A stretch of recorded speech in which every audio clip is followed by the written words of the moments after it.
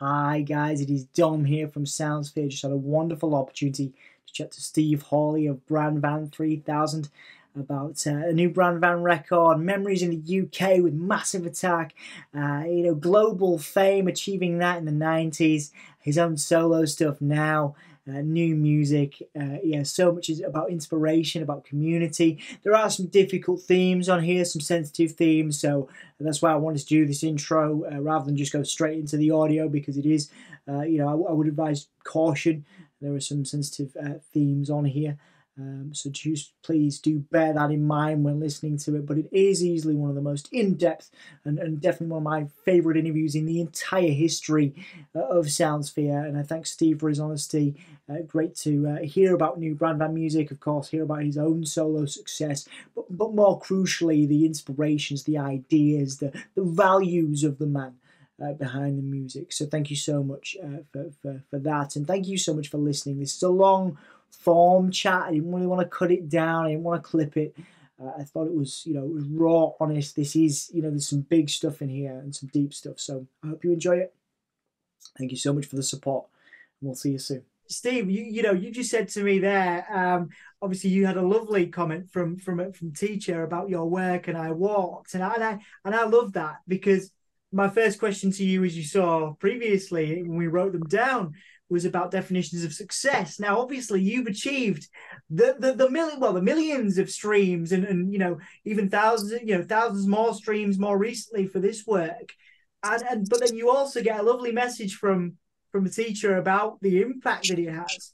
Trudy Nisbet, yeah. Yeah, Trudy. Yeah. And I wonder about your relationship with success. I know you've seen the question written down, but to think about it now in that context where you've just shared that beautiful story with me, it's funny because that's what I think. I just did a big interview with Songwriter magazine also, and the question came up in influences, and often you feel obliged as an artist to name, obviously, the names that everybody knows, and so what you're saying to reference. My biggest influence was my grade 8 teacher that put my poetry up on the wall, where most people were in, especially in the environment I was in, very athletic, small town.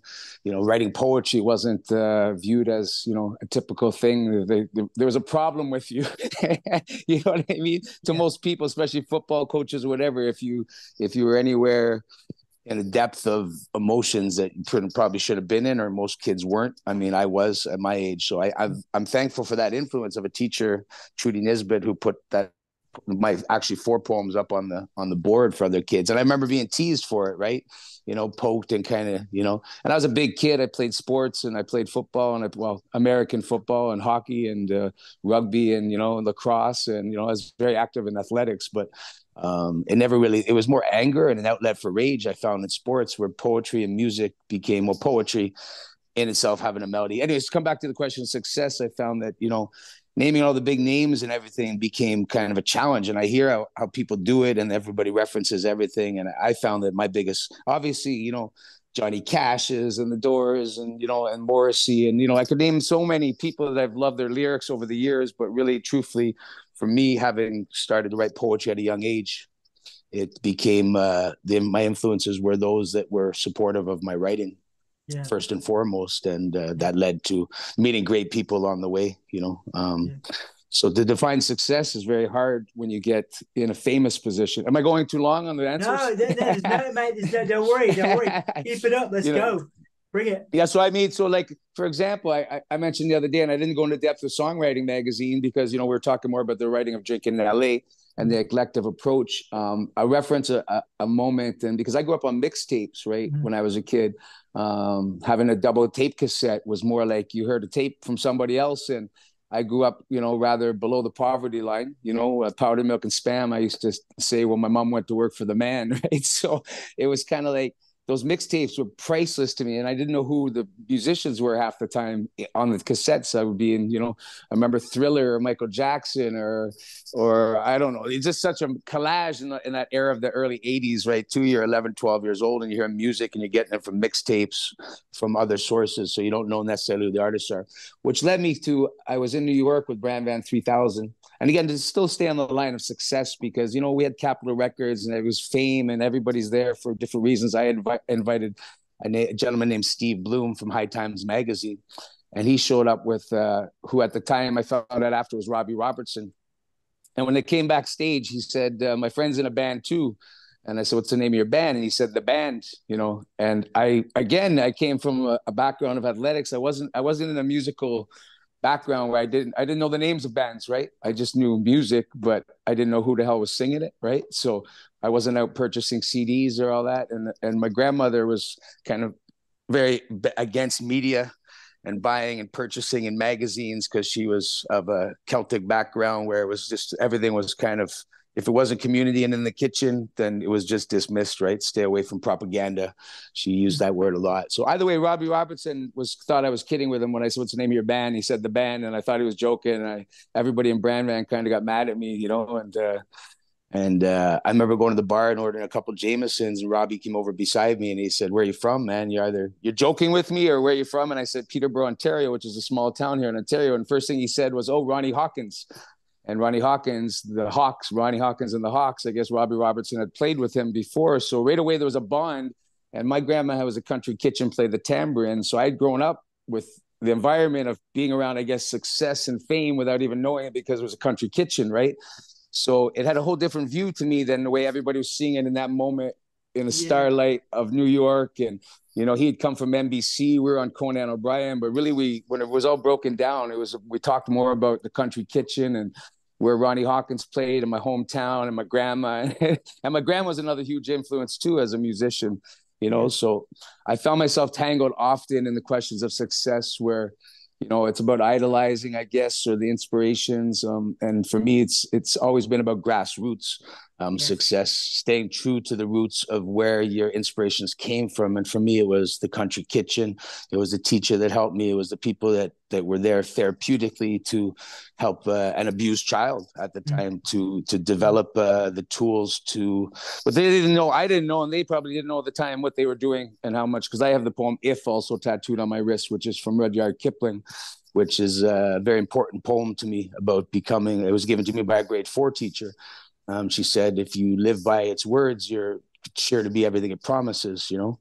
And so these things have been my influence and my guideline to what I believe success is, no matter how, to stay grounded, to stay with what founds you in roots. Kind of like, you can't see the forest for the trees, but if you're a tree, you don't need to see the forest. You just have to be, and a tree doesn't have to move, right? Stand strong with its roots. And I think a lot, when I look at the world today, we're moving really fast, and to try to find analogies or inspirations or things, and trying to often getting away from what it really is that is the foundation of what makes us who we are. If that makes any sense. It does. It does. Long-winded answer. No, this is okay. We got the time, and I think there's something that's come up for me, you know, in your answer there.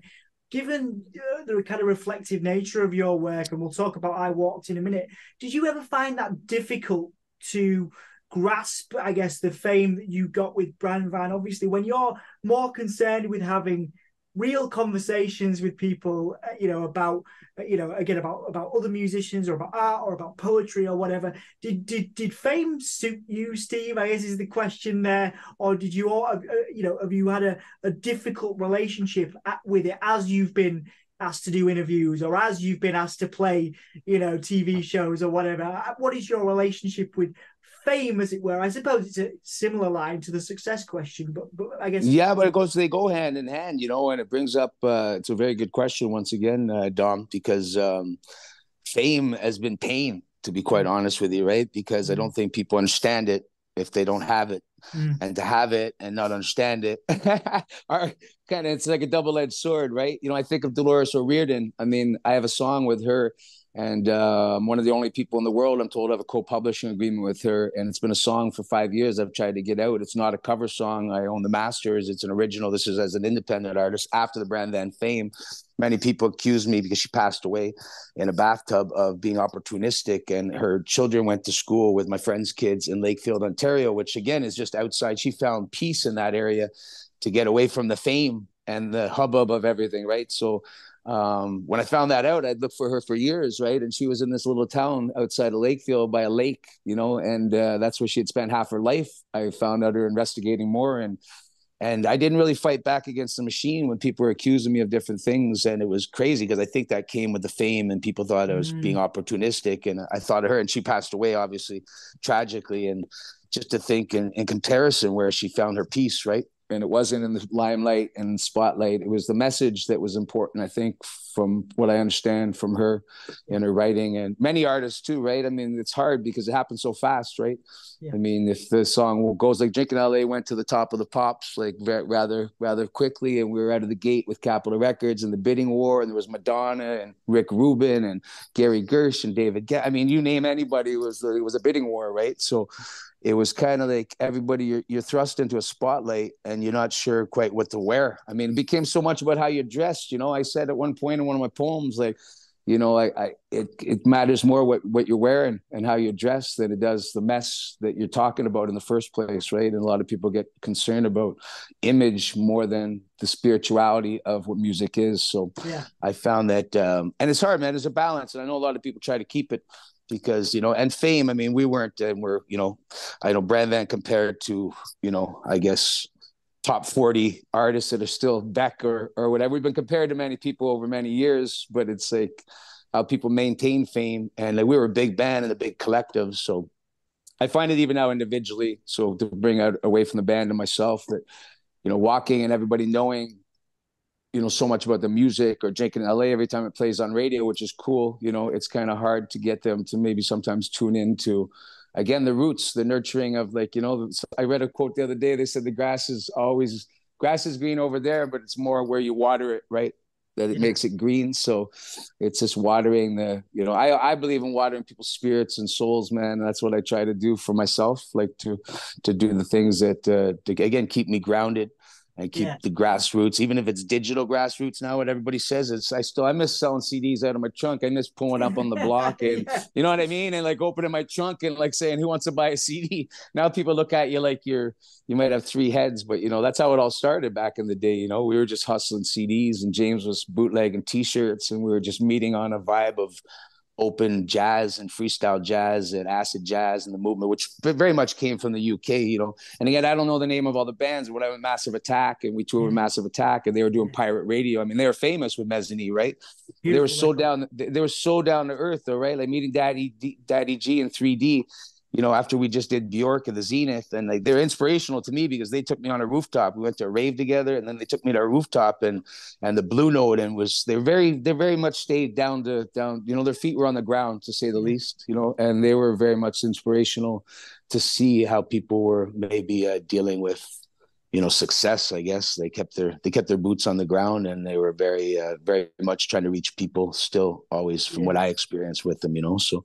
Yeah. I learned a lot in that era and tried to maintain course with keeping my feet on the ground, Yeah, and I think that comes across as well with with the stuff you're doing now with that I Walk. It's very stripped back. You mentioned some of those influences earlier. The Doors and that kind of raw energy that's there with I Walk. Very different to again the sort of pop sheen of what Bran Van was. I wonder. How does you've seen this written down, but again, this is one of those questions where I'm really glad to hear your voice on this, because it must be different in a lot of ways doing what you're doing now, stripped back, independent, raw, the stuff you're doing versus the Bran Van period of your life and that kind of the much more. I'm trying to think of the best way to phrase it. I know the pop sheen of it, I suppose, is the I feel exactly where you're going with it, and it's a machine. Yeah, the machine versus independent. Like James and I talked about that the other day to solve it with Bran Van, because we're at the point of wrapping up the new album for Bran Van. 3000 also. We had our 25th anniversary last summer, and he said, I think it's time to, we have options to bring a machine in for Bran Van, because there are some machine people behind that have some love for Bran Van for the size of it, right, and the fan base and to reach the audience that Bran Van can reach. But for me, independently, it's a struggle, to be honest. I mean, I've been up at the chalet for almost a month and a half now with my campaign, just to kind of escape the city, developing a show at the same time, but finding peace in nature. For me, nature is very much a part of keeping those boots on the ground, excuse me. But I look at it both ways. It's hard because you want to reach a bigger audience. That's why, I'm very thankful to talk to you versus, and I'd like you to even mention that I did opt to speak to you versus the written questions, because that's very important to me, that a lot of people are behind the digital mask and buying likes and buying followers. And, I've been accused at one point, Spotify took away 3,400 of my followers that were all natural, because it happened so fast on my last single with that feeling that they actually took away my followers. And I look at it like the people that have the machine, they never did that, right? So I don't know whether there was not having the machine behind me, but I was very discouraged and disappointed to get back up and try to rebuild, where every one of those followers were people that I had literally walking down my block, where people, or if I'm in New York and I was in Brooklyn, seeing people that I'd seen saying, hey man, I heard your song and I followed you, right? So to be on that grassroots level and battle against, I guess, where the machine's battling is difficult, but it's also for me more fulfilling, because I get to see the people more than I would maybe on a bigger scale, because we were gone with Bran Van. You're on the road and you're in the machine, right? So you're meeting people and all that, and you can't respond to as many people. And we didn't have the internet at the time either, right? So it's a game changer to come from analog to digital. Yeah. And be a part of that transitional phase of music on a whole, and just see how Napster changed the face of the game. I remember Drinking LA was up as Daft Punk, right? On Napster. I think it was 70 million freaking streams at first, and it was under Daft Punk, but it was Drinking in LA. So I don't know who the heck did that, but the fan base was built really fast for Bran Van. And but I'm okay with reaching one person. And again, for me, when it comes to my message of, I believe in to reach one person, to maybe have an effect that would change their life, or assist them in not going through maybe the mistakes that you can make as a human being, artistically, emotionally, whatever it could be. I know that'll get down to some more questions you had about bad and good there later, but I find for example, my song going in the movie, it was on Radio 6, Hard Labor. I put it out 4 years ago in the UK, and Hard Labor is for the working population. It's really inspired by my grandmother about, and I even say in the song, it's for my dead generations, because in Canada we have a lot of reservations, reserved land for First Nations, right? And they still don't have drinking water. And, I put the LTD on the end of liquid because, I kind of live by that. You don't miss the water till the well runs dry. And, I know that a lot of people right now are working to get fresh water to the reserves here. And I mentioned that in Hard Labor about reserve land and make another reservation. We have no reserve for debation. And we're tired of contemplating, how we're going to find work and eat. And I saw my family grow up through a real depression where they had no food. And my grandmother told me they had no milk. They had nothing. They had no bread. They really were in a depression, So I learned from them about, again, keeping your boots on the ground and staying humble. But 4 years later, I got a call from Alex Tate on the phone, who heard the song driving in UK, and he was making a movie with Will Gilbey, who's a Bafta award winner, called Jericho Ridge. So I don't think I would have experienced that independently, and the joy of having my first independent license, from the UK, from a song I put out 4 years ago without a machine, is kind of it's just groundbreaking for me, and I might be, I'm older for sure, but it took me my whole life in art to be able to say that I did that. And it's not just about getting my song in the movie and, again, fame and reaching people, on a success level. It's actually that they heard my song from the hard work I put in, and the song's about hard work, right? It's called Hard Labor, so it's kind of and it's all part of that journey of finding it. And, it can happen really quick, how I saw my boost go up, my Shazams, I'm getting Shazammed around the world or whatever. Yeah. And it's just, I want to make a shirt that says Shazammed in Milan, because I did love Milan when I was there too. But I don't know if I'm answering your question. I know I'm a little scattered. Man, it's good. But I love it. It's the enthusiasm that you have for it. But I'm thankful for those guys, right? So I put a song out 4 years ago, and I know a lot of people want it quick. And, I remember Drinking LA, that it didn't get picked up by radio right away. And everybody was upset. And the label side of things said, well, it's over, right? And I remember jumping in my car, because I was doing marketing for a clothing line, and taking it across the border here to a station called The Buzz, which was an independent radio station. And once again, big up independent radio, because they've been influential. Not many of them left in the world, right? That haven't been swallowed by the the bigger stations and that, but the ones that they were influential in breaking drink in LA that reached New York City that actually started the bidding war. I think Moby was one of the first to hear it, and Moby liked it on an independent radio station because he was listening to that station, and he presented it, I think, to Madonna, which led to a whole bunch of different things. But again, you just never know, man, when you put a song out, what can happen. But it's fame comes and goes, I think, but the foundation of like a house, man, the most important thing is digging that hole. And I've dug those holes, and I've dug the French drains, and I've built the foundations of houses, and literally, you know what I mean? Man. So I know the price of hard labor, man. I did demolition when I was making that song, Hard Labor. When this whole project started with Rench, I was doing demolition, and I said, I'm going to write an album called Hard Labor because it was really tough what I was doing. We were digging holes, man, to build houses, and I had to get the French drains in, and I was doing that by shovel. So it was quite an era, quite a time of my life. But, so fame to me is just, it's a part of what happens with a huge fan base, I think.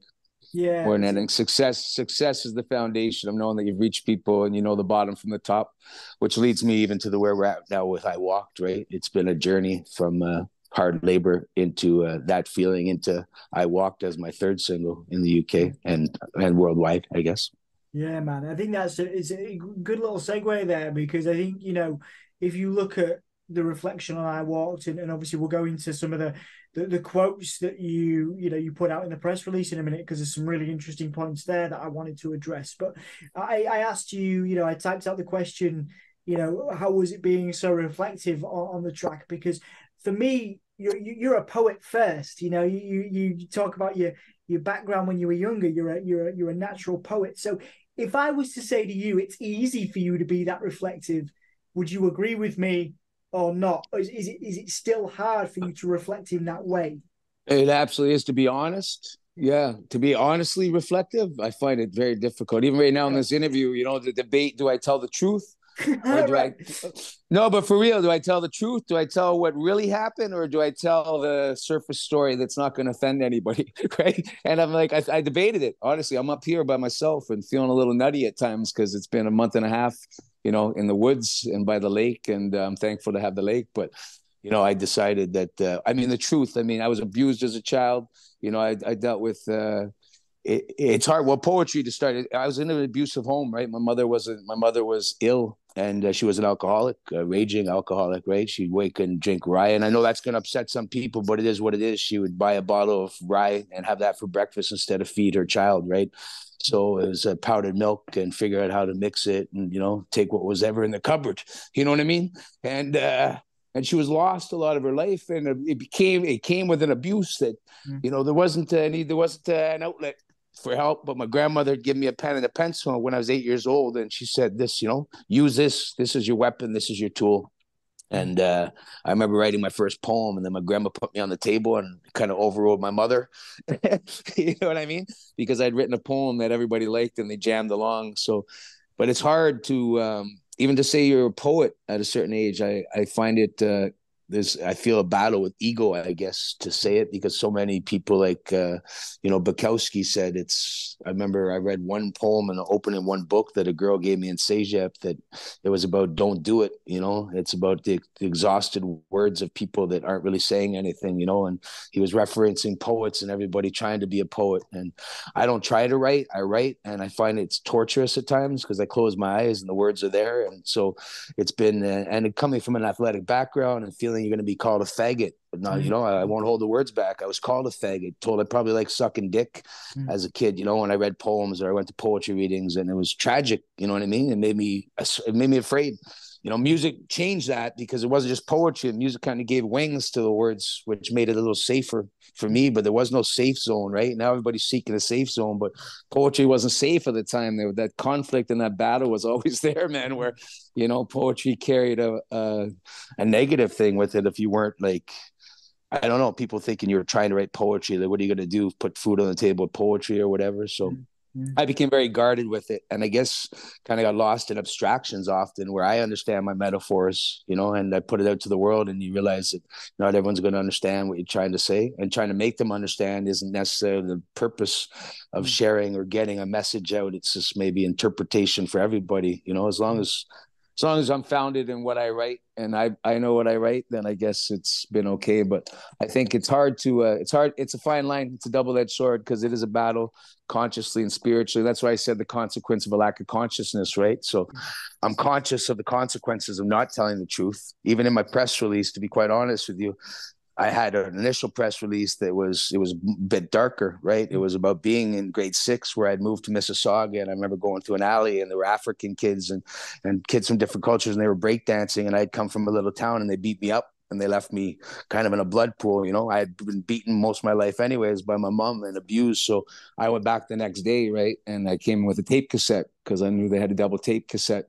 So I came with $5 and I asked to record the tape from what they had because I liked their music. I didn't know what they were doing culturally, but I became kind of immersed in the breakdancing and that in grade 6. So I stuck around and they included me, you know. So that's when I kind of started learning, I guess, about the urban side of music. At that age, but also about a different culture. I met an African kid, an Ethiopian kid, and an Egyptian kid, and we were all in the same class in grade 6, but they didn't really look fondly on me. I was a blue-eyed devil, they called me, right? And, you know, my family came from a background of Ukrainian suffering after the war, and Irish and English, and, you know, the Hawleys and the Gearans and you know, so it was a mix. And I was third generation here. So everybody had come over to escape pain. So I didn't understand how any tear could be less a tear, right? And it's kind of my foundation also of the things I say is like no tear could be less a tear. And anybody who doesn't see it that way is kind of part of the problem of why things can't be more unified, I think, you know? Yeah, that was a brilliant point there about being unified, because you went back, Steve. You could have, you know, you were beaten out down there by these people. You were trying to understand, you found this music and all these people, and you were beaten down, and you went back and you went inquisitively to find out more about this music. And it feels like I've only known you for 20 minutes over a Zoom call, but it feels like that's kind of the story of your life. If you want to understand something, or you want to find a way to do something, whether it's learn how to make powdered milk as a kid, or, you know, find out about new music, or, you know, have a deep conversation in a bar, like, you'll find a way to do that. And I feel like that raw energy is what I hear on, you know, on I Walked, and that kind of honesty and reflective, even though you don't necessarily want to be, even though you don't want to be honest, like, it's necessary. Like you're pushing yourself. You probably didn't want to go back, and for the risk of getting beaten up, you know, again, but you went back with that, you know, to understand that music, and to understand, you know, to understand your own interest, you know. Well, you know, and I'll tell you what comes with that also, Dom, just to get to the other side of the story, where I had grown up. And again, I might offend somebody in this, but, you know, my father, you know, in the abuse, my father would always say, think about the kids in Africa, right? Yeah. Like, and it can be kind of like a reasoning for abuse, right? Like, think of the kids in Africa. So I literally set out a journey in my life to meet as many children from Africa as I could. And I was a kid. I was on the street at a young age, right? And again, with my mother and abuse, and my mother was kind of the same way. Like, you know, I broke a glass in grade 6 over the sink because at that time it was so troubling to be alone and suffering and be in an abusive home and not know how to deal with it. And, you know, to care obviously deeply for my mother. I never throw my mother under the bus, but I didn't know, you know, you don't know what to do to help, right? Nobody really seems to know what to do to help, you know. And I'll call it mother, who's a functioning nurse who had a tertiary role of, you know, going to work 2 hours every morning, come back 2 hours, and just, you know, I mean, how she killed the pain is how she killed the pain, I guess, of just struggling daily to try to, you know, battle her own demons became kind of my crutch, so to speak. And I remember standing over the sink saying, you don't, if you want to slice your wrist, you don't. And again, it was hard love, right? It wasn't necessarily saying to kill myself, but it was hard love, right? Challenge. But instead of cutting across my wrist, she said to cut down. I have another tattoo on my left arm, which is the cover of my song One More Time, that I actually have with Dolores O'Riordan, that is out with Warner Chappell Publishing or whatever. Not the name drop, but it's the vein in that poem. And if you see it, it's on One More Time. I mean, it's accessible on YouTube, but I have the Trinities and my hands off the cross of feeling crucified, holding a heart with a red line down the middle, which is where my mother told me to cut in grade 6, right? If I wanted to end my life. Wow. She said, that's your artery, right? Cut straight down. Then she went to work. So I was standing over the sink, and that was actually my initial press release, right? Where Wow, everybody man. thought, that's a little dark, dude. You know what I mean? But I Yeah. mean, it's the truth. You know what I mean? So it inspired me. And at that moment, I said that I have to fight to figure out how I'm going to get out of this maze and of emotions and find wings, I guess, Mm. to find my way, and I guess and without family, at that point I hitchhiked to Montreal shortly thereafter. It was grade 9. At the end of grade 8, I was on the side of the highway just to escape pain. And I hitchhiked to Montreal, and that's where the kind of finding everybody, and I immersed myself in a culture where I didn't speak French, and there was definitely a lot of different cultures. And I remember asking, I met 2 Africans from the Ivory Coast that were in school with me, and I said, "Were you abused as children?" And they looked at me like I had 4 heads, right? They're kind of like, "Fuck are you talking about, man?" You know what I mean? Why are you bringing up abuse and all that? And I said, well, and I explained to them, my father always offset, think about the kids in Africa whenever there was an abusive situation or something I had to deal with. And they kind of took me under their wing, and they just said, okay, but you can't keep asking people that, but Yeah. but that's, I really use, the model for me, no tear, less a tear, not just about African or whatever, but just no pain be less a pain, and nobody suffering be less anybody suffering. And it kind of, I've had a lot of people in my poetry. I hope I'm not rambling too fast. I'm Nah, sure that man, listening nah. back to this is like, but I had a lot of people say your poems are too deep. Your poems are too deep. My ex-girlfriend or any girls or just people close to me saying like, write a happy poem, but I'm not trying to write, right? I'm like, to me, that's my therapy of writing down whatever comes in my thoughts when I close my eyes and trying to make sense of it. And if there's melodies to it, it's always been about trying to get the melody out and find a way to give it flight, to give words flight and get them off the pages. Yeah, man. And I think That's that's a hell of a long answer, Dom. nah. Don't worry about it. Don't worry about it, Steve. It's great, and thank you for the honesty as well, because you didn't have to tell me those stories, and thank you Well, I so think much. and I think it's important, especially you as a therapist, Dom, and not to interrupt you. I mean, but just Oh, you say with therapy, I worked with kids, and I said to someone the other day who has a chalet across the road here, like she's talking about the kids in juvenile and in juvie, and I spoke a lot at juvenile home halls here, Shawbridge, and I know there's a lot of kids suffering. I know there's a lot of kids that don't know how to deal with the pain and what's happening in the world, and I didn't when I was a kid, and if it wasn't for a couple of good people on the way that gave me guidance. And even on the street level, I mean, we get to that, like where we talk about the bad and good. I won't want to jump to the next question, but it's around you. And, decisions are so important, especially at a young age. And if you make the wrong ones, it can cost you your life. And I looked at some of these kids that were in juvenile homes and they didn't deserve to be. And I came in and nobody had asked them about their poetry, and they didn't want to hear anybody talk. They were like, fuck this guy. You know what I mean? And when I asked if anybody was in art or if anybody wrote, everybody had a poem, right? The first time I went. So everybody got to go back and get their poetry books. And a few of those kids were going on to do life in prison, right? And the lady said, don't tell them who you are.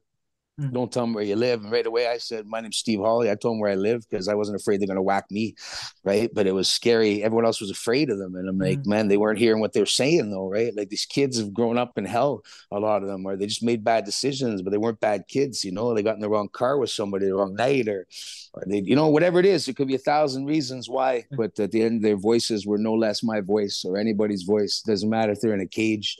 I found that, but it's traumatic to feel that there's kids that get put in cages that really just needed someone to listen to them, and they needed a hand, man. They needed therapy. They needed someone that was there to listen and they cared. You know what I mean? So music's an important part of that in culture, I mean, with words and how we present them and what they tune into. And, if the song's saying, grab a Glock and stick it down someone's throat, and some kid might be prone to do that. I'm not criticizing anybody with their lyrics or whatever anybody says, but I understand why they say it. You know what I mean? Because those options and choices have come to me, and I've seen people choose that path, and they're friends. I've stood with people on the street level, and when you're on the street, it only matters who's there to eat. If they're feeding you. And often they're feeding you because you have to pay them back something in the end. Or if not, there's another consequence to taking some. Anyways, all these things become the web of life, and it becomes so important to understand and navigate it.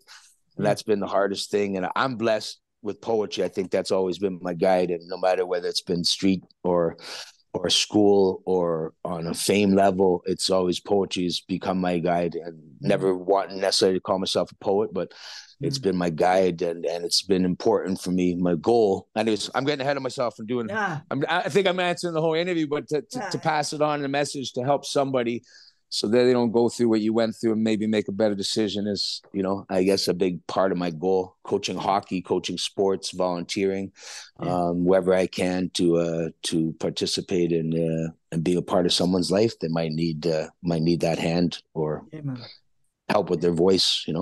Yeah, I think it's a beautiful message, man, and I think again, I'll sort of rephrase this next question because I think. Yeah, I did want to talk about. There's a couple of quotes in the press release, the new press release, where you talk about, the consciousness and consequences in the battle of bad and good. Which from your answer just then, you've obviously had to make some choices. You've made some choices in your life you're probably not very proud of, and again, some of that stuff we reflected on here.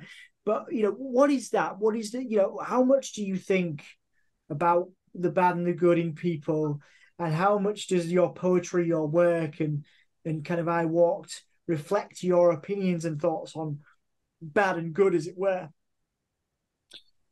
Well, it's funny because I was thinking about, well, not funny, but I was thinking when I was swimming across the lake, because it comes in, I was thinking not just, again, where just not the street level. I mean, it came from another poem where I said the consequence of a lack of consciousness is not enough. And I've been feeling this. I've done my part. The best it is to keep it cool at rest, at least. But so many want to poke a beast.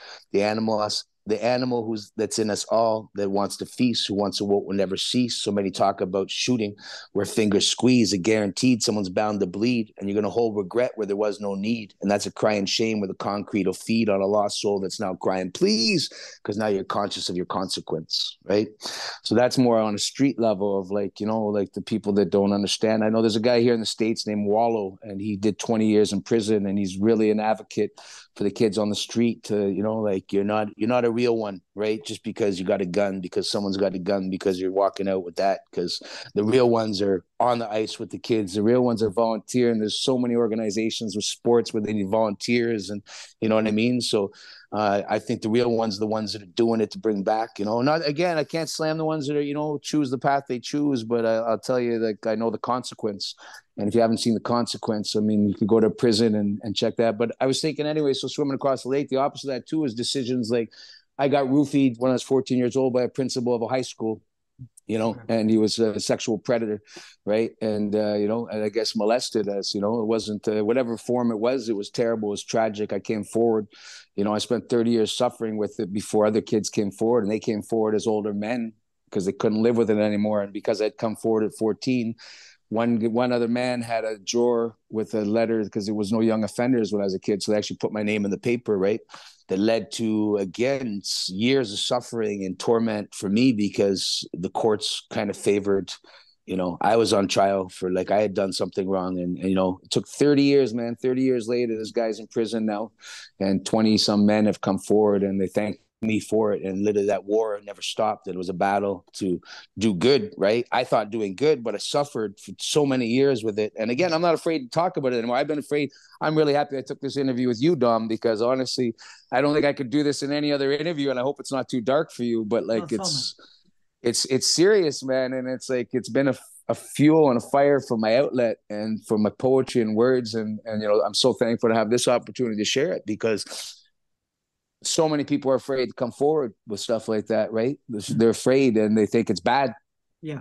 And it's good, but the world might not, like, I've been told 1,000 times by people that happened to everybody, but that doesn't dismiss it. That doesn't make it okay. That doesn't make it okay. It's no good that you think it's okay that, people are afraid to come forward with these things like that, because it's wrong, and especially young men, when you come from an athletic background, man, like, something bad happens, fucking, you gotta, and it's bad, because I think the world, like, I know here you get more for grand theft auto than you would for molesting a child, right? And there's a problem in the bureaucratic sense of people not being held accountable, right? And the court system's not actually, giving people, they spend more effort in rehabilitating people that have done bad things than they do the children if it's happened to, I find often, right? Yeah. And I'm not trying to criticize the whole system or anything, but I see flaws, and I'm telling you, man, it makes people afraid to come forward, and it happens to all kids, man. And for me, I came forward, and this isn't a confessional right now, but it is the foundation of what I'm saying. And like, you want the highs, you better know the lows, because if you ignore all these things in life and you bury them in your conscious, there's a consequence. And so it could be gangsterism, it could be guns, it could be that, whatever it is. There's a reason for anger, and there's a reason for the want of more money or more success or more, and understanding what's fueling that is kind of what I think is so important to work on with kids that I've been working on my entire life, internally. And I know that a lot of people know that, it's for the more people might know it now. But it's okay. But I've come to a point, I'm actually happy.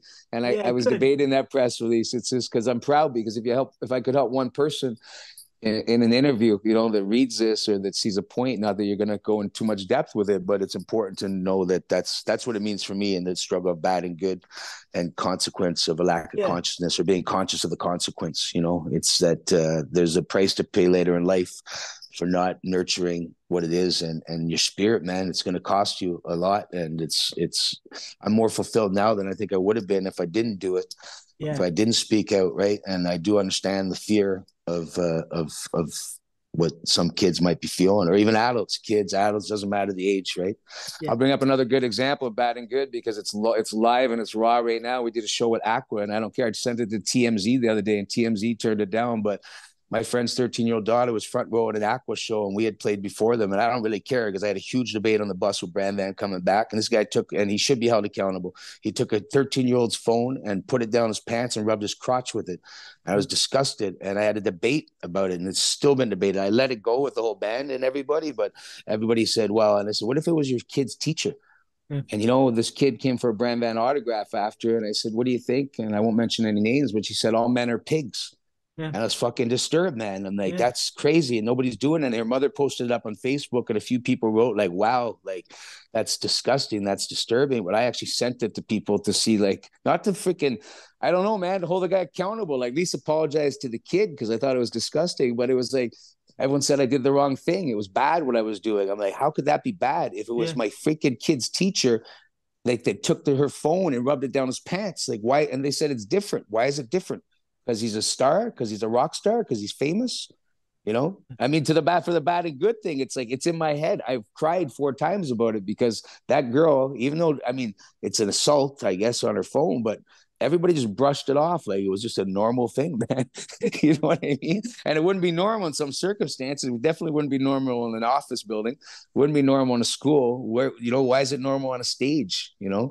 And it's a moral debate for me. And I had it with people, and they all feel like they won, I guess, or whatever. I don't know what was won. All I know is there's a 13-year-old kid that said it was disgusting and men are pigs. And I didn't like that view of a 13-year-old girl, that she had that view of even famous people, right? Like, oh, rock stars are pigs, right?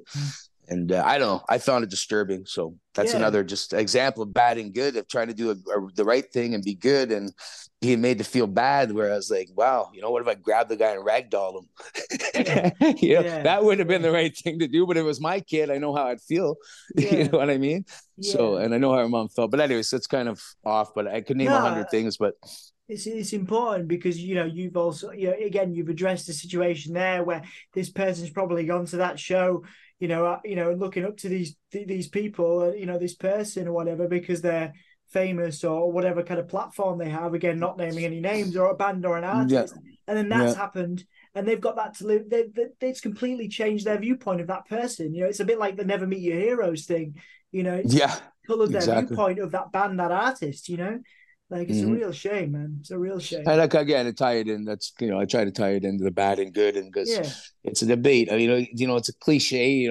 I could stay on the fluff on the surface of, be good, make good decisions. You know what I mean? The 10 Commandments. You know what I mean? But it's like, there's a foundation of values, and I feel like if there's not a strong barrier, more, John Stuart Mill on liberty. A lot of people might not like his writing, but on liberty, if there's not a strong barrier of moral conviction against things that are wrong, the mischief, he would call it, then it's only going to grow, right? So you have to be values, morals, and again, that there's so many fine lines in that, because I know everybody has different levels or barriers. I personally didn't have anybody teaching it to me. I just feel like you learn that on the way, right? And my conscience has always stayed strong to stay I guess within what I believe are the boundaries of my values and my morals, right? So Yeah, I'm man. not trying to preach them, but definitely feeling that there's a necessity to establish them, I guess, when you don't have any other options and you're surrounded by wolves and you're at a young age on the street or whatever and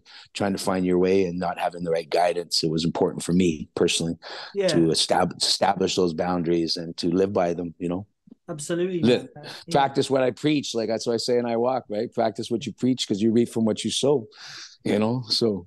I love it, and I think that's really, again, thank you for the reflection on there. And it's kind of prompted an extra question. We'll do the two or three to, promo bits in a minute, where we talk about legacy, because I think that's important. But there's a question that's kind of come up for me through this, Steve, and that is why do you what was it? It must have been so difficult for you to grow up with with your mum in that situation, with the abuse from your dad, with being beaten up a lot. What was it that allowed you to stay so empathetic for people when you could have been so hateful? Like you could have allowed the hate from those experiences and the your mum going to work when she's just told you how to kill yourself. Like Off myself, yeah. that's like I couldn't even imagine what that would be like for you. Like, but here you are talking to me in 2023 about doing the best you can to support your communities and writing from the heart and not getting swept up in fame or not kind of numbing this pain with anything. You're sitting here reflectively, talking about your values. How?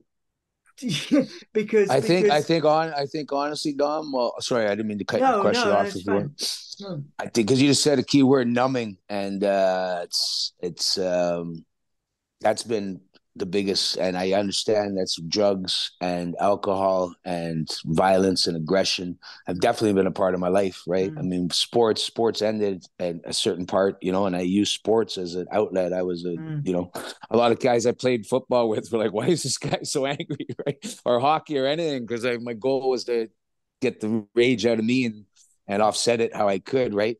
When that ended, I mean, obviously there was alcoholism and going to the bottle and drugs and finding ways to numb it. And I believe that, I don't know if I hit rock bottom. There was times, especially in the pandemic, what happened in the pandemic. I mean, I was alone, and to have that after so many years, because I'd been going to bars and I'd been out and been on stages and had so many outlets, and have them all taken away, left me just reflecting on the scars and everything we've discussed, right? And it really came to a pinnacle in my life, and it's constant. Like I said, every day I wake up, it's a choice, right? Because even today, I had there's a part of my brain said crack a bottle of wine that's in the fridge, right? And I keep a bottle of wine in the fridge to know now if I don't want to crack it, right? And if I crack it, I know where it's going to go. It's probably going to lead to two or three. It's crazy as I could say it. I mean, for me, it's the numbing is the hardest part of not numbing the pain. Yeah. And being honest, numbing Yeah. is easy. And it's not, but it's never easy because it's there. You wake up and it's there, and it just manifests itself and it grows into something. It's a beast, right? And then it becomes something. And I know so many people that are doing it, and especially in the arts world, right? Because a lot of people turn to, sexual, especially people from abuse. They know certain patterns, and and again, I'm not a psychologist, but from my own experiences, it's just it's trust becomes an issue, and everything becomes an issue, man, and you feel fucked at the end of the day, and I mean, it's lonely, you feel fucked, you feel like, you're numbing, and people like get help, and there's medication for everything. And, at the end of the day, I find my peace in nature, getting in the lake and swimming and exercise and stuff like that to keep the brain active. But I mean, it's tough. It's a daily battle to have lived what I lived. And I feel that there's something more important. I cry sometimes and I feel down because I feel like, what's my purpose? Or, everybody I'm sure feels the same. Like, what am I doing today? Am I doing, and I try to do something every day that can help. And, I've been laughed at by people like, you think you're going to change the world? I'm not trying to change the world. I'm just trying to share. And I believe in sharing. If I could help one person, like, again, as a goal. And it's kind of developed into a goal because I realized how powerful music and poetry can be, because it's been that for me, right? From tattooing "if" on my wrist to the other tattoo of what my mother told me to do, and incorporating that with my son, because I am a father also, and being afraid for my son to even know these things, right? Or my nephew or the kids to know these things, right? And, Uncle Steve experienced that. I mean, I came out with it, but obviously it's, every day I feel a little closer to, well, right now we're doing this interview, so it couldn't be more relevant, Yeah. And the fear is gone. I'm facing the fear. The fear never goes away of what people are going to say and how they're going to view it. And at the end of the day, to get the strength, I don't necessarily know where it comes from within. Again, I think it came from the strength to carry on, comes from the people that were there and motivated me to pick up my grandmother, or my Trudy Nisbet, the grade 8 teacher, or Madame Dufour, my grade 4 French teacher, giving me "if." Like, they were the ones that said, like, read this poem, right? Mm-hmm. This poem can help, and it did help. Those little things that people did. So I guess that's kind of what gave the wind beneath my sails to keep going, But I still feel, man, 14, like I still feel like that kid in my chest, because you're trapped in it no matter what. There's no real solution. I mean, you work and you counsel, and it's like a lot of people walk by people with disabilities, and a lot of people just walk by, man. If it's not affecting their life, they don't feel effective, but it is affecting if you walk by people. And I realize I don't walk by people. I try not to walk by everybody, but I mean, people give me shit for taking clothes off my back, but I don't have any regrets for those things, or sharing, or giving what I can. As long as I have 1% of strength left and I can rise back up from that, I have no problem giving whatever I can out of mine to lend that hand and be there. And a lot of people don't reach. That's the thing. So I'm reaching. Even if people are afraid to reach music, and doing an interview like this and choosing not just to write it and to speak to you is part of the process, I guess. And reading your questions and finding them worthy of having an interview is part of the, I'm very happy I did this, because who knows, right? If I affect one person's life, or somebody reads this and or feels inspired from sharing the song or whatever, that it could be good. And that's the power of carrying on. If that makes any sense. Again, long-winded answer, but. No, I love your answer, Steve, man, and I appreciate it. And I just wanted to ask that because,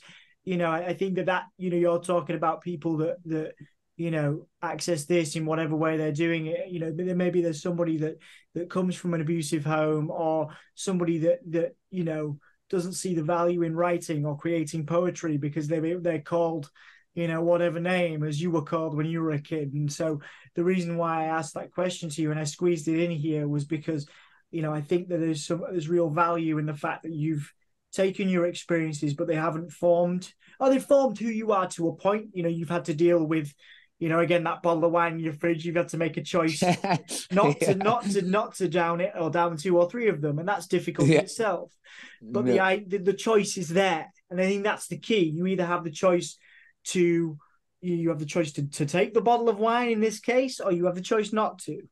You have exactly. You have the choice to write about, the beauty in the world. You have the choice to write about, the streets or whatever your life experience is. But the choice is there, and I think that's. And I know right now there's someone making that choice, right? There's someone making that choice who didn't sleep last night, who's wondering, like, do I go to get another 12-pack? Do I get another gram? Do I get another gram of Coke? Do I get another? Do I get the next thing? And I believe, because I've lost a lot of people along the way, that again, the consequences, your life, right? So I've lost a lot of people along the way, and it's sad, breaks my heart, and there's a lot of people that died naturally, for whatever reason, but a lot of people that left the world the wrong way, and they were beautiful people, and they had so much to give and share with the world, and they're not going to be here anymore, man. So someone somewhere making the wrong decision, and they're worth it, right? They're worthy of having another day. You know what I mean? And that's sad, man, because it can't help the whole world, but it's too bad because someone somewhere has written them off or said they're a write-off, and those people aren't a write-off, man. They just maybe need another mile.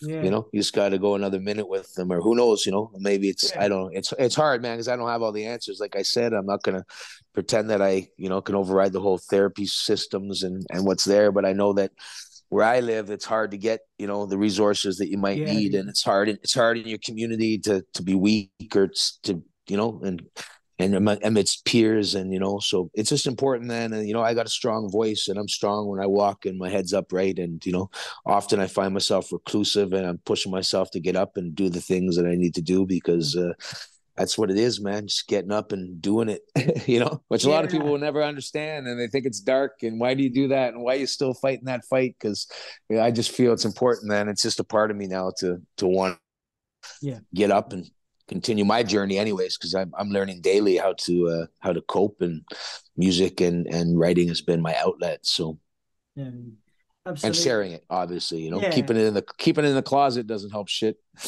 Absolutely, man, absolutely, and again, that's so. It's a good message for people, and I appreciate your reflection on, again, people that you've known that aren't here anymore, that would have maybe still been here had they had someone to listen to, or had some songs to write and things like that. So it's an interesting point you make. Or help making that tough choice, of Yeah, just not sinking, man, because sink or swim. Again, I grew up with a hard love, right? Well, if it was even love, because I have a hard time understanding the word love, right? Everyone misuses that word, because love to me can never have a D on the end of it. Like, yeah, I loved him. Well, you could never have loved him, or you could never have loved her. You could never put a D on yeah, the end of it. That's my value of the word, right? So yeah, I had to formulate it the way I formulate it, where, like, people misuse that word, right? yeah, It's like too bad for him. I loved him. It's like, if you love him, then you always are there. It doesn't matter what you have to sacrifice too, because you're gonna the people that don't have those people anymore in their lives hurt just as much as maybe they would have hurt with going the extra mile, right? yeah, yeah. That's So it's good. kind of like there's no understanding tomorrow necessarily, but yesterday's tomorrow. Like I said in Bran Van, we have the song. We got now, where yesterday's tomorrow has me living for today. You know what I mean? Cliche as it is, we gotta, there's a now, and what we do now in our decisions can affect everything, and it's important. Yeah, man, 100%. And that leads me on to the sort of promo bit, and it's a shame because like I say, we could do this for No, no, no. I love a this. I couple love of this, Dom. I'm hours, so man. thankful, man. Yeah, absolutely. It's been beautiful, man. But before we do the promo questions, where I ask you, about you, because obviously we're in the UK and you Yeah. support us here, and obviously the kind of conclusion. There is a question which I do want to ask, which is there, and it's a similar line to the fame question, but I think legacy is different to that, and I could assume from this chat that you wanted your legacy to be how many people you've helped and how many people you've touched. But a lot of people in your position might be like, oh yeah, it was the global acclaim that Bran Van got, and all Right. that sort of stuff. So how do you define legacy, and has that changed since your younger days, and since Bran Van, and since drinking in LA, to where you are now, releasing I Watch, releasing this new material, this reflective material? What is your legacy, and what would you like it to be, as it were? That's a great question, Dom. Well, when I was a kid, I mean, being wild and all that, it was therapeutic. Before Bram, I was years on the mic, right? I mean, I was going out and I was rhyming Ice-T OG on the mic at 13 to get into O'Toole's to be able to have free beer, and it was a fad, right? Like this little white kid singing Ice-T OG. We've had Twitter exchanges, Ice-T and I, on that, because I mean, whatever. It was just, but it wasn't, I guess, until the fame came, where I really realized the power of. It was therapeutic for me. So, and I guess the legacies kind of come where everybody now says, like, what a poet you are, or what it is, and it's staying power. I guess staying with the course of again my values and my morals, and whenever I've been off track, to try to get back on track, and for the people that have helped me get back on track. But there was a gentleman that Bran Van had met who passed away few years back, actually 12 years ago or 11 years ago, named Naz. And he was influential in connecting us with Curtis Mayfield in Los Angeles. Wow. And he sold healing sauces from his van in Los Angeles and Beverly Hills on the side of the road. I remember looking at it. He had this masking Scotch tape on the side of it, said healing sauces. I'm like, who the fuck would buy this, right? Pardon my language. I'm like, I wouldn't buy this shit if you paid me. But we ended up becoming really good friends, and we were in Santa Barbara at one point. We were down by a beach, and he looked at me and he was like, he was a wise old Rasta man, you know, and he'd been immersed in music, like I said, with Curtis Mayfield and many greats, and been through heroin, like he'd been through the ringer of drugs and everything. And he looked at me and he said, man, the most important thing is write it, you know, you're going to die and your songs are going to live forever. So write a good fucking song, man, you know? Yeah, yeah. And it wasn't about fame though for him. His message was always about the world and the planet, you know, and he had a message like, don't worry about the world, man, like heal yourself because the world has no problem. The planet has no problem healing itself, you know? So if you're talking about healing the planet, heal yourself and the planet's going to heal itself. And if you're trying to heal the planet, but you're not paying attention to yourself, then the planet won't heal with you on it. Right. Yeah. So you're better off it.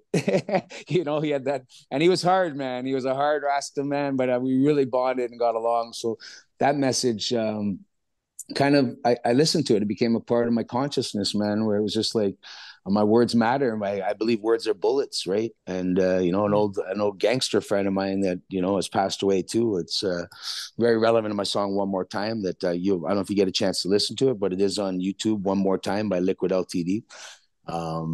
It's he said words are bullets and you can't put them back in the chamber once they come out, so make sure you use the right ones, right? And I learned on a street level, right, like when you're in certain environments, you say the wrong thing, it costs you your life. Yeah. And I had people that were kind of telling me like that thing. So legacy is learning. Legacy is like, yeah, I guess, you know, it's a hard one because you don't know. I mean, we never stop learning, right? So I mean, I would like it just always to be, you know, well, if it's to be remembered for caring and never stopping caring. And you can never care too much. And people say you can care too much. And I've been told my whole life, my problem is my heart's on my sleeve. I've never told as many people as, you know, sharing with you. Some people, I mean, this is different. This is an opportunity for me to share my story. And you know, obviously you're not going to just spill this out at a bar with people, right? But just to be remembered as someone who cared, and the music that will live forever. It's hopefully remembered and listened to, and as a part of my soul and spirit that was shared. You know, it's the same when I coach hockey, man. Like the values, it wasn't about winning and everybody gets a trophy. I know kids want to win, but more than anything, when I coach hockey for 14 years, it was about teaching them to, you know, I was there for them. I pick a kid up, I see the kids coming to hockey with their, you know, you could just tell the kids that are having a rough go, right? Or come from, you know, different environments. And when their parents are in the stands yelling or roughing them up, or, you know what I mean? Like I always felt like obliged to take that extra mile with kids and show up at the rink and put that extra time in the belief of kids. And, you know, I have kids that have made Division I college that were ranked, you know, when they were 6 years old as a kid who's never going to make it. Right. And I don't know how people could judge so early how a kid's going to make it or what their value is. Right. So it's been a part of my legacy. I mean, for me, that's like, if I had to define that, it's like, I fought those tough fights and I fought against people that were saying that in front of kids. Like, don't not like these kids are going to ever make it, or not like you can ever be famous, or now you're famous, not like you're ever going to get another like I don't know what people are talking about half the time, because it's not about anything more than what we're talked about, right? And there's no barricade for me that could ever block my way, I don't think, you know. And Bruce Lee said be water, because you put it in your hand and evaporate, damn it, it'll evaporate. I don't know the whole analogy, but you know, I do believe that in just being true to yourself and being honest, and it's hard, as we've discussed, right? Yes, even to get to the depth of this with you. I mean, I had the opportunity, and if I didn't take it to say the things I'm saying right now, it'd be futile just to dance on the surface and stay. And then often in my life, people say, live in the gray area, man. I don't believe in that, right? Not that it has to be black or white, but the gray area is where everything gets swallowed, man. Unless you're a predator, living in the gray is murky. You can't see clear. And I don't believe in that. Like, I would never tell anyone live in the gray. I'd say seek clarity. What makes you feel clear? Like, how do you feel, you know? And whenever I talk to kids, you can see the ones that are having trouble or having trouble in school. And it's hard, man, because everyone depends on a teacher now to save the kids or other people. And it's like, it takes a village, right? Yeah, dude. So as cliche as that might sound, it takes a village. It takes everybody to play a part. So I just always worked on bridging that. And when there's bad people I've seen in my life and people say you're burning a bridge, I say, I got a canoe, right? Sometimes you have to burn a bridge, right? Because that bridge shouldn't be crossed, I think, right? Moral conviction, barriers of values. You know what I mean? Man. Yeah, absolutely. But for the legacy, that's it, man. Just, you know, I believe I've helped kids. You know, I walk down the street and I have kids saying, hey coach, hey coach, hey coach, right? You know, and that's to me. And in music, I've had a lot of people ask me, what do I do? And, a lot of people want fame fast and actually want fame. And I always try to, let them know. There was another artist friend of mine who actually said at one point too, Sharon Ramsey, she said, you fucking artist, I'm paraphrasing, but she said, you fucking artist, you're always debating what you're saying. Throw your art on the wall, because everyone's going to always wonder why the grass is green when it could be blue, or why is it like this? And she said, at the end of the day, stay true to what you believe it is, and it's never finished, right? So put it out, share it, and move forward, and just have the right purpose of why you're sharing it, right? Because she never did it for fame or money, and she ends up selling her art for.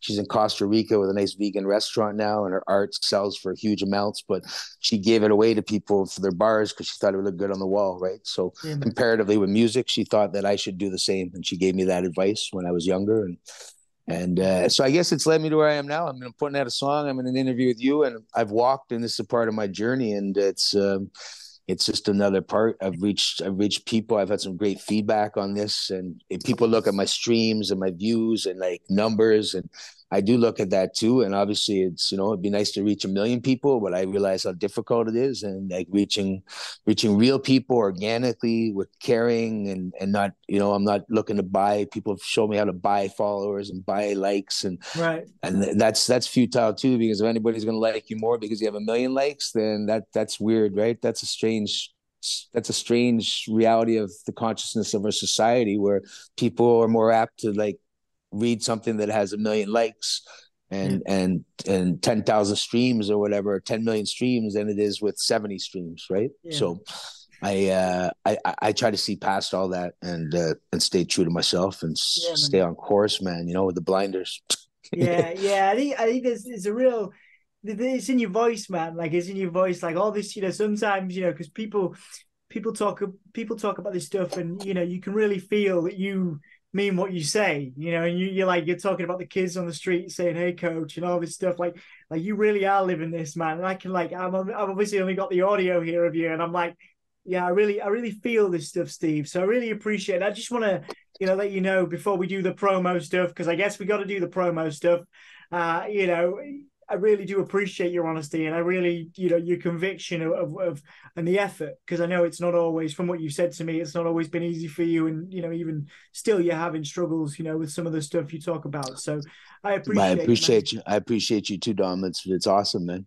One more poem I want to share. Even wherever you put this in, man, because I wrote this when I was in UK, and we're actually in the middle of doing an interview with BBC Radio 1 at the time. Oh, wow. And the fog dropped by the cliffs of Dover, right? And I don't know if anyone's ever seen that, but I loved UK, man. I mean, just the people and how people came together, and obviously civilly there's different unrests, and I know there's always problems societally, but as far as it goes with arts and community, I really felt accepted and embraced, and there's a richness in culture and music and art there that sometimes I feel have barriers here in America, especially with the black and white and urban versus, you know what I mean? It's just it becomes a conversation about that more than anything, and more than the point or anything you could write, and it can tangle you up, and you end up trying to explain or debate things that aren't even worthy of, or just complicate what the message is, right? The message. But anyways, I wrote a poem where I said, I'm as real as the cliffs of Dover, sauced up or sober. So many think they know you, but I'm more like, I don't know you. I have been lost in a world of snow where I learned envy has no face and jealousy becomes blind fury. That makes me my judge and my jury. And I've seen so many lost in the flurry. I've seen them not know the bottom from the top. I've seen them hold the dice and try to bless the toss and be a slave to themselves because they said they were a boss. And I know it costs so much to keep on giving when you've lost sight of the reasons that you kept on living. Some say all for one, I'm one for all. And I try to be the last one standing, not the first to fall. Yeah, man. And that's and walk my walk. Yeah, dude. Absolutely. But, absolutely. No, I appreciate that, man. Absolutely. And you mentioned obviously again you know those experiences in the UK. That is where we are, and obviously you've had a lot of love from the UK yourself as a solo artist, but also with Bran Van too. Can you share some of your favorite memories in the UK? You did just one there, but also your message to your fans over here, your supporters that will carry on supporting you, way beyond this new stuff and obviously new Bran Van things you're talking about as well. What is the message to those people that have supported you and will continue to do so in the UK and I guess beyond that too?